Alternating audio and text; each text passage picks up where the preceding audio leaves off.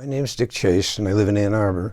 I worked for 27 years as a research scientist in the automotive industry. When I retired, about a dozen years ago, I began to volunteer for the Huron River Watershed Council. I took part in several of the projects that they have.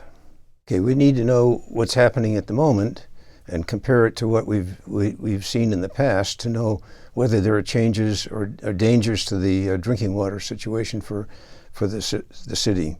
So when I first started, I had mostly experience making laboratory measurements, and so I thought what we would end up doing is collecting water samples, taking them back to a laboratory and looking for all the contaminants that might be there. But that's very expensive. It requires people with fairly detailed backgrounds. So it's not easy to do. So what we end up doing is we look at the insects in the creek. You wouldn't think that would be a really good way to do it, but some of the insect larvae are very sensitive to pollutants, to the unhealthy creek, and some are less so. But if we know what suite of insects is present, we can make a good guess as to the health of the creek. What we do is we go out in teams. In fact, that's the project that I've enjoyed the most for working with the Watershed Council, is leading teams out 3 times a year, the winter, the spring, and the fall, and collecting insect larvae from the creeks. Typically, teams will look at 2 different creeks. Usually we get assigned creeks, one of which is quite healthy, and the second one which is less so. And what we do is we have volunteers from the general population. People volunteer to come in, they bring their children. So we get a range of volunteers. Many of them have never seen what lives in the creek.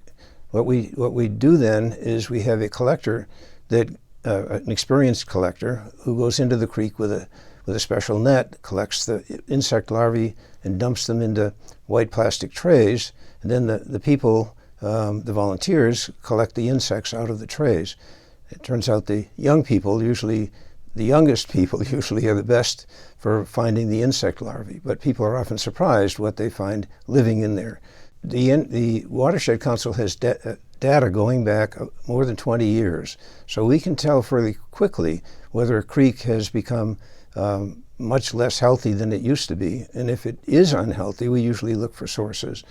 Sometimes they can be things like water runoff from lawns, or from perhaps agricultural fields, or maybe even other point sources of contamination.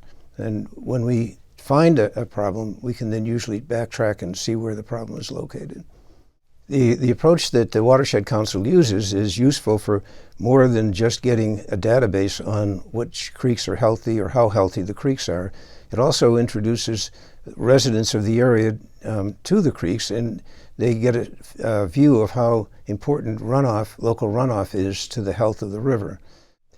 The bottom line is that collecting the insect samples helps us compare the health of the creeks today to what they have been over time, and lets us keep the drinking water sustainable for the future.